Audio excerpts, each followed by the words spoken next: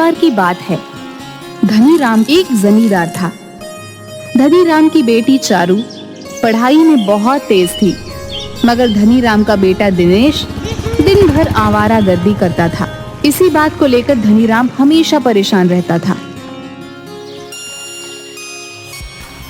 ये दिनेश कुछ काम धंधा तो करता नहीं है, सिर्फ मेरी मेहनत के कमाए हुए पैसे अपने आवारा दोस्तों में उड़ाता रहता है। तुम समझती क्यों नहीं हो?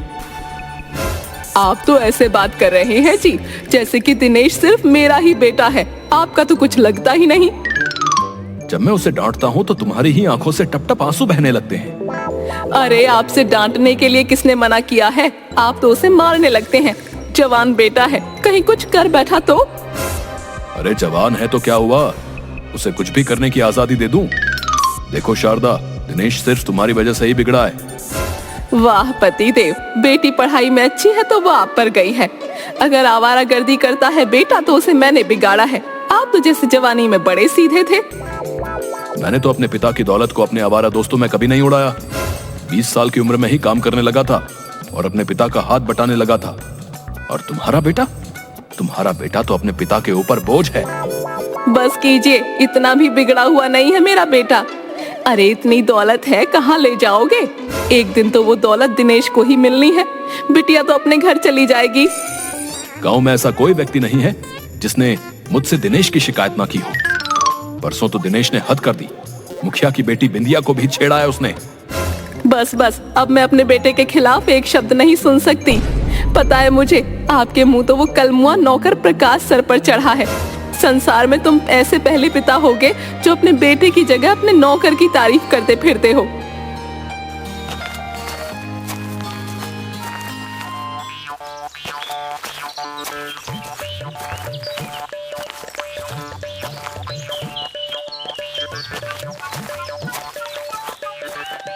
आप आ गए मालिक। आपके कहने के मुताबिक मैंने सुबह ही खेतों में पानी डाल दिया है और जो आपने गड्ढा खोदने के लिए बोला था वो भी खोद दिया है। अभी तो सुबह के 7 बजे हैं प्रकाश, तो तू कितने बजे से काम पर लग गया? मालिक मैं सुबह 4 बजे ही आ गया था। एक बात और बतानी थी आपको। कौन सी बात? कुछ देर पहले मुखिया यहाँ आया था, आपको बहुत उल्टी सीधी सुना रहा था।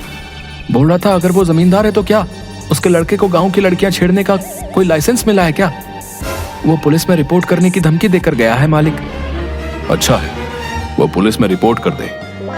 एक तू है प्रकाश और एक मेरा बेटा है। दिन भर कुछ नहीं करता सिवाय आवारागर्दी करने के अलावा, और मैं उससे कुछ कह भी नहीं सकता क्योंकि मेरा कुछ भी कहना उसकी माँ को बहुत बुरा लगता है। आप दिनेश बाबू को समझाते क्यों नहीं? मैं उसे समझा कर थक गया हूँ। मालिक मुझे कुछ देर के लिए जरूरी काम है, अगर आपका आदेश हो तो मैं कुछ देर के लिए चला जाऊं। क्या बात है प्रकाश, कहीं तेरा कोई चक्कर वगैरह तो नहीं चल रहा? अरे नहीं मालिक, मुझ जैसे गरीब नौकर से भला कौन सी लड़की अपना चक्कर चलाएगी।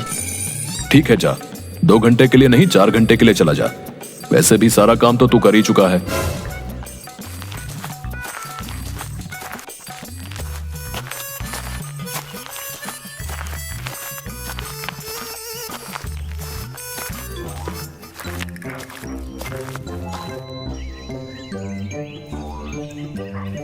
मैं तुम्हारा कब से इंतजार कर रही हूँ प्रकाश। घर में तो तुमसे बात करने का मौका मिलता ही नहीं। चारू, आज मैं तुमसे साफ साफ कहने आया हूँ कि अब मैं तुमसे नहीं मिल सकता। लेकिन क्यों प्रकाश? मैं तुमसे प्रेम करती हूँ और तुम भी तो मुझसे प्रेम करते हो। प्रेम तो मैं भी तुमसे करता हूँ, लेकिन मत भूलो कि मैं तुम्हारे घर का नौकर हूँ। मालिक मुझ पर कितना विश्वास करते हैं, लेकिन कहीं अगर किसी दिन मालिक को कुछ पता लग गया तो वो मेरे बारे में क्या सोचेंगे? मैं कुछ नहीं जानती प्रकाश, मैं तुमसे प्रेम करती हूँ और तुमसे ही शादी करूंगी। अगर मेरी तुमसे शादी नहीं हुई तो मैं जहर खाकर अपनी जान दे दूंगी। चारू गुस्से से वहां से चली गई। कुछ दिन ऐसे ही बीत गए। एक दिन शहर से हुकुमचंद नाम का एक बड़ा व्यापारी मुखिया को लेकर जमींदार के पास आता है। मुखिया को देखकर धनीराम चौंक गया। मुखिया जी, मैं दिनेश की हरकत पर बहुत शर्मिंदा हूँ। अरे नहीं धनीराम जी, दिनेश की हरकत को मैं कब का भूल चुका हूँ। आप भी भूल जाइए। दिनेश बच्चा है और बच्चे तो गलती कर ही देते हैं। दरअसल धनीराम जी, मैं हुकुमचंद जी को आपसे मिलवाने के लिए लेकर आया हूँ। हुकुमचंद जी शहर में बहुत बड़े सोने के व्यापारी हैं। नमस्ते धनीराम जी, मुझे मुखिया जी के द्वारा ही आपके बारे में पता लगा। मुझे एक अच्छे और सच्चे व्यक्ति की तलाश थी। मुखिया जी ने बताया कि आप बहुत ईमानदार और धनवान व्यक्ति हैं। मुखिया जी ने मेरी तारीफ कुछ ज्यादा ही कर दी। मुझसे ज्यादा अच्छे इंसान तो मुखिया जी हैं, जिन्होंने मेरे बेटे की गंदी हरकत को भी माफ करके भुला दिया। बताइए, आपको मुझसे क्या काम है? दरअसल मैं सोने का एक बहुत बड़ा व्यापारी हूँ और मैं हिंदुस्तान छोड़कर विदेश में बसना चाहता हूँ। मेरे पास कुछ सोने का स्टॉक है। मैं चाहता हूँ कि उस सोने को आप खरीद लें। मैं वो सोना आधे पौने दामों में बेचने के लिए तैयार हूँ। इतना कहकर हुकुमचंद ने एक बड़ी सी अटैची धनीराम के सामने खोल दी। उसमें ढेर सारे सोने के बिस्किट रखे हुए थे। सोने को देखकर धनीराम बुरी तरह से हैरान हो गया। लेकिन आप इतना ढेर सारा सोना शहर में किसी को भी बेच सकते हैं। जी बिल्कुल बिल्कुल, लेकिन मैं चाहता हूँ कि ये सोना किसी गांव के व्यक्ति के पास रहे, क्योंकि गांव के व्यक्ति बहुत दयालु स्वभाव के होते हैं और लोगों की मदद करते हैं। वैसे तो ये सोना 5 करोड़ का है, लेकिन मैं ये सोना आपको सिर्फ 2 करोड़ में बेचने के लिए तैयार हूँ, यानी आधे दाम से भी कम। हुकुमचंद की बात सुनकर धनीराम सोच में पड़ गया, क्योंकि वह 2 करोड़ की जायदाद का मालिक था। सोच क्या रहे हो धनीराम जी? अगर आपके पास कैश नहीं है तो आप अपनी संपत्ति बेचकर इस सोने को खरीद लो और बाद में सोने को मुनाफे में बेच देना। आपकी संपत्ति भी दुगनी हो जाएगी। मुझे 1 हफ्ते का समय दीजिए। 1 हफ्ते बाद आप 2 करोड़ रुपए ले जाना और सोना मुझे दे जाना। धनीराम ने अपनी सारी जायदाद बेचकर 2 करोड़ की रकम इकट्ठा कर ली। 1 हफ्ते बाद हुकुमचंद वही सोने की अटैची लेकर आया। गिन लीजिए हुकुमचंद जी, पूरे 2 करोड़ हैं। मुझे आप पर पूरा भरोसा है धनीराम जी। रुपए गिनकर मैं आपका अपमान नहीं करना चाहता। धनीराम जी, एक बार सोने को किसी जोहरी से चेक करवा लेते। कैसी बातें कर रहे हो मुखिया?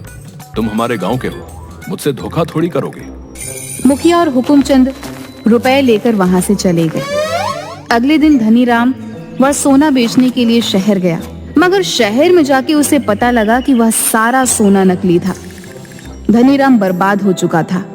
अब उसके पास सिर्फ घर के सिवाय कुछ भी नहीं बचा था। मुखिया अपने परिवार सहित गांव से फरार हो चुका था। एक दिन धनीराम ने अपने बेटे दिनेश को बुलाकर कहा, दिनेश बेटा, तुम तो जानते हो मेरे साथ कितना बड़ा धोखा हुआ है। मैं सड़क पर आ गया हूँ और अब मेरी बूढ़ी हड्डियों में इतनी ताकत भी नहीं कि मैं मेहनत कर सकूं। तुम जवान हो, कोई काम धंधा क्यों नहीं करते ताकि परिवार की रोजी रोटी चल सके? दिमाग तो ठीक है आपका पिताजी हैं। एक तो आपने सारी दौलत पानी की तरह बहा दी, ऊपर से आप मुझे मेहनत करने के लिए बोल रहे हो हैं। मैं आपका खर्चा नहीं उठा सकता।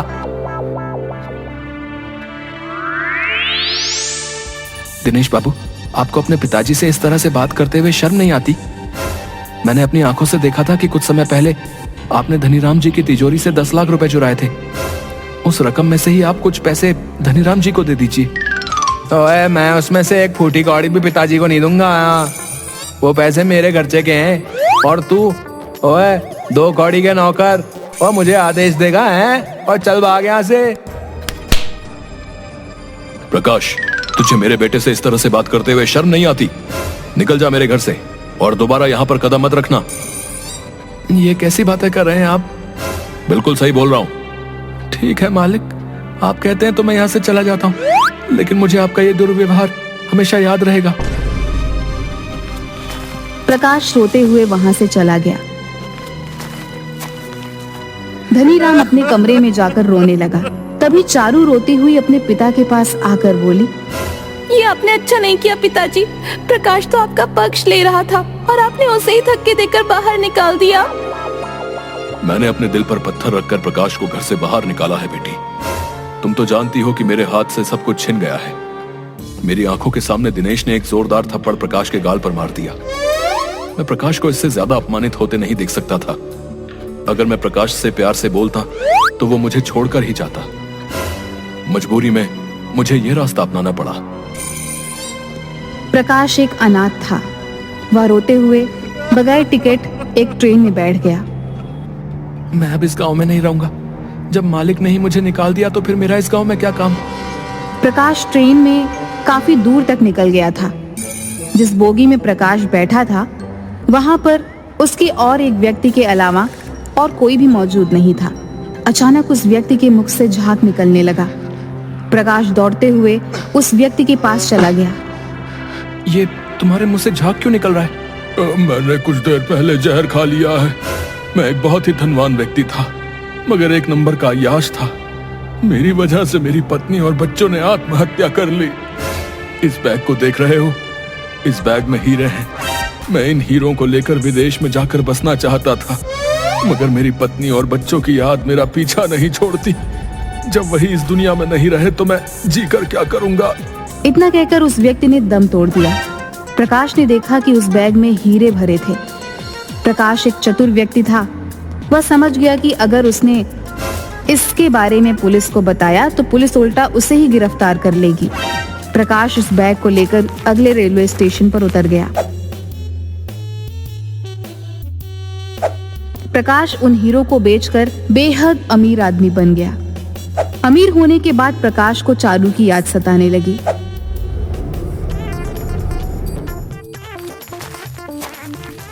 सुखिया चाचा, आप धनीराम जी कहाँ गए? उनके साथ तो बहुत बुरा हुआ प्रकाश। दिनेश ने अपने परिवार के सभी लोगों को धक्के देकर बाहर निकाल दिया।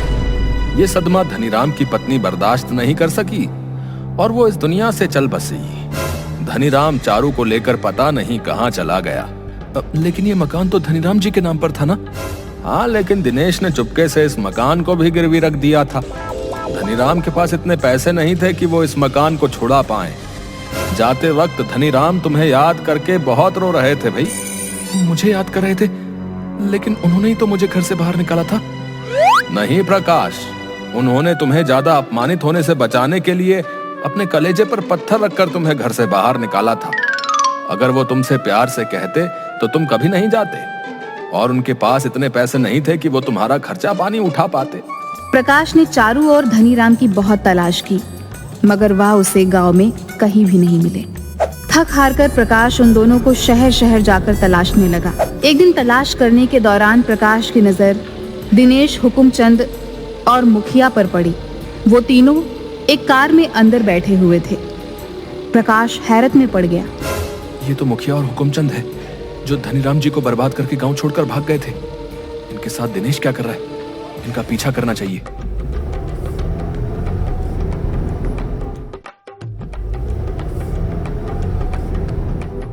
वाकई दिनेश, तुम्हारे दिमाग को मान गए। किस तरह से तुमने अपने बाप को चूना लगाकर उनकी सारी जायदाद अपने नाम कर ली भाई। अगर मुखिया जी इसमें मेरा साथ नहीं देते तो मैं अपने मकसद में कभी कामयाब नहीं हो पाता। मेरा पिता एक नंबर का बेवकूफ इंसान था। मैं जरा से पैसे क्या खर्च कर देता था, घर में रोज रोज झगड़ा करता था। वो तो भला हो मुखिया जी का, जिन्होंने मुझे ये सारी योजना बताई। दिनेश, तुम मेरी बेटी से प्यार करते थे, लेकिन तुम कोई काम धंधा तो करते नहीं थे, और धनीराम तुम्हें कभी भी व्यापार करने के लिए पैसे नहीं देता। इसलिए मैंने पहले ये अफवाह उड़ाई कि तुमने मेरी बेटी को छेड़ा है, और कुछ महीनों बाद मैं हुकुमचंद को लेकर धनीराम के पास पहुंच गया और उसे ऐसा जताया कि जैसे मैंने तुम्हें माफ कर दिया है। धनीराम मेरी इस भलाई को देखकर सब कुछ भूल गया और मुझ पर विश्वास कर बैठा। भगवान तेरे जैसी औलाद किसी दुश्मन को भी ना दे। अरे तेरे जैसा कपूत जिस घर में पैदा हो जाए, उस घर को बर्बाद होने से भला कौन रोक सकता है? प्रकाश, तुम्हारे शरीर पर ये महंगे कपड़े कहां से आए? इसे चुरा कर लाए हो? प्रकाश नहीं, कृष्णा कहो दिनेश। कल के वक्त का एक मामूली नौकर आज के वक्त का एक बहुत बड़ा धनवान व्यक्ति बन चुका है, जो तुम्हारे जैसे न जाने कितने दिनेश को खड़े खड़े खरीद लेगा। तुम्हें तुम्हारे किए की सजा जरूर मिलेगी। सीधी तरह से ये बता दो कि धनीराम जी और चारू कहाँ हैं? मुझे क्या पता वो कहाँ है? हो सकता है सड़क पर रोड एक्सीडेंट में कहीं मर गए होंगे। दिनेश की बात सुनकर प्रकाश को बुरी तरीके से गुस्सा आ गया। उसने गुस्से में तीनों को पीट दिया और तुरंत पुलिस के हवाले कर दिया। प्रकाश शहर का बेहद अमीर आदमी बन चुका था। पुलिस ने उन तीनों को धोखाधड़ी के आरोप में जेल में बंद कर दिया। प्रकाश मंदिर में रोज प्रार्थना करने जाता था और एक दिन उसकी नजर मंदिर की सीढ़ियों पर पड़ी। उसने देखा कि मंदिर की सीढ़ियों पर धनीराम और चारू बैठे हुए थे। प्रकाश तुरंत वहां पर पहुंचा। मालिक, मैं आ गया। मैंने आपको कहाँ नहीं ढूंढा। तू तो बहुत बड़ा आदमी बन गया है रे प्रकाश। हाँ मालिक, लेकिन मैं कल भी आपका नौकर था और आज भी आपका नौकर हूँ। प्रकाश को देखकर चारू की आंखों में खुशी के आंसू आ गए। तेरे जाने के बाद इस संसार ने हम पर कई कहर ढाए। मुझे सब पता है मालिक, लेकिन शायद आपको नहीं पता कि आपके साथ धोखा किसी और ने नहीं बल्कि आपके ही बेटे दिनेश ने किया था। दिनेश हुकुमचंद और मुखिया से मिला हुआ था, लेकिन मैंने उन तीनों को गिरफ्तार करके जेल भिजवा दिया है। अब वो कभी बाहर नहीं आ पाएंगे मालिक, उनकी सारी जिंदगी जेल में कटेगी। प्रकाश की बात सुनकर धनीराम की आंखों में आंसू आ गए। तभी अचानक धनीराम लड़खड़ाते हुए गिर गया। ये क्या हुआ? ये क्या हुआ आपको मालिक? आपकी तबीयत तो सही है? चलिए मैं आपको अभी इसी वक्त अस्पताल ले चलता हूँ। नहीं प्रकाश, मैं रोज मंदिर की सीढ़ियों में बैठकर भगवान से यही प्रार्थना करता था कि एक बार तू मेरी आंखों के सामने आ जाए ताकि मैं चारू का हाथ तेरे हाथों में दे सकूं। चारू ने मुझे सब बता दिया है प्रकाश कि तू और वो एक दूसरे से प्रेम करते हैं। मुझे कैंसर हो गया है प्रकाश, अब मैं और ज्यादा देर जीवित नहीं रह सकता। तू चारू से विवाह कर लेना और इसे कभी मत छोड़ना प्रकाश। इतना कहकर धनीराम ने दम तोड़ दिया। प्रकाश ने धनीराम का अंतिम संस्कार कर दिया और चारू के साथ विवाह कर लिया। दोनों विवाह करके शहर में ही रहने लगे। आज प्रकाश एक खुशहाल जिंदगी जी रहा है। प्रकाश ने अमीरी के बावजूद भी अपने ईमानदार नौकर होने का फर्ज निभाया।